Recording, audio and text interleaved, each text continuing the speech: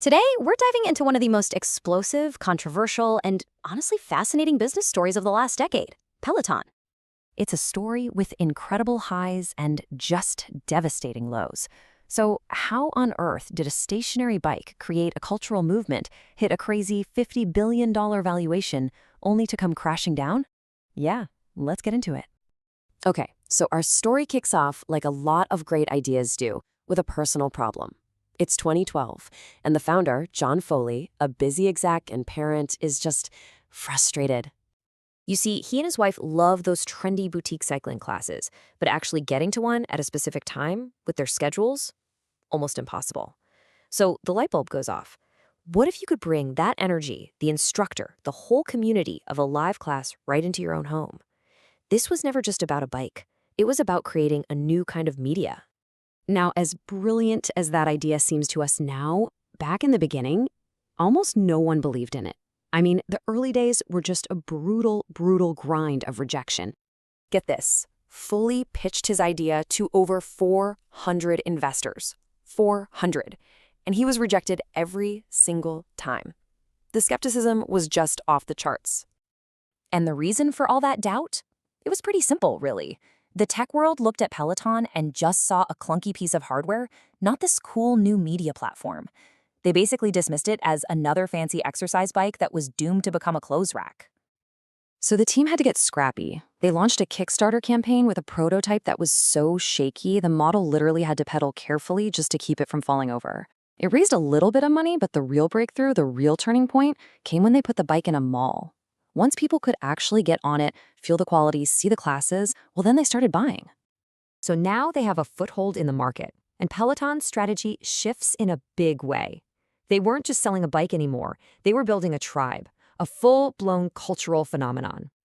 Their whole strategy really rested on three key pillars. First, they positioned the bike as a high-end luxury item. Second, they basically turned their instructors into rock stars you'd want to hang out with every day. And third, and this is crucial, they built this incredibly powerful community where users would compete and cheer each other on with a loyalty so intense that, yes, people actually got Peloton tattoos. And this is the point you really have to get. They understood that the screen was way more important than the bike itself. They built these professional TV studios in New York and London and just poured millions into making this high-energy, totally addictive content. And then 2020 happened. The whole world changed. The pandemic shut down gyms absolutely everywhere, and suddenly Peloton's niche product became an essential item for millions of people. The growth was just astronomical. I mean, with everyone stuck at home, demand went completely vertical. Revenue more than quadrupled in just 2 years. We're talking a staggering 232% increase. It was unlike anything anyone had ever seen. Wall Street went into an absolute frenzy. The stock price shot up over 400% in a single year. And at its peak, the company that couldn't get a single investor just a few years earlier was worth $50 billion. But you know how these stories go. What goes up must come down.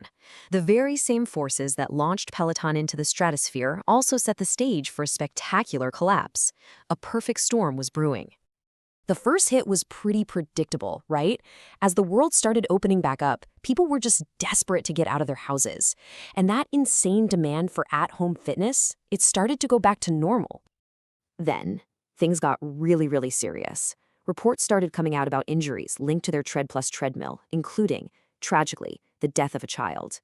After pushing back at first, the company was forced into a massive, costly product recall that did some serious damage to public trust.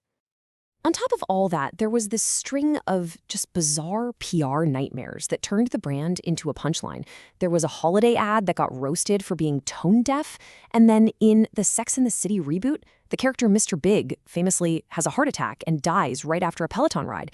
It created a media firestorm. You just can't make this stuff up. And the final blow? Well, that came from inside the house. The company had gambled that pandemic-level demand was the new normal, so they made way too many bikes and treads. This led to huge financial losses, massive layoffs, and some really bad cultural blunders, like throwing a fancy party for execs while they were planning to let thousands of employees go. The result of this perfect storm was a complete and total wipeout. The company's value just plummeted from that $50 billion peak all the way down to around $3 billion, erasing almost all of its pandemic gains. So after all of that chaos, what's actually left? What can we learn from this incredible roller coaster ride? Let's break down the big lessons here.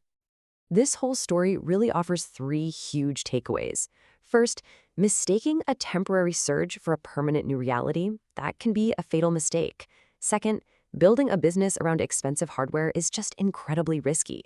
But maybe the most important lesson of all is that the power of a loyal community, well, that might just be a company's greatest strength and its ultimate safety net. And that community is what's still there. Despite the stock market crash, Peloton still has millions of members, including almost 3 million people who are still paying subscribers. They have massive brand recognition and a core group of users who are as passionate as ever. Which brings us to the final and most important question. After all the hype, after the crash, is a truly dedicated community enough to save a brand long-term?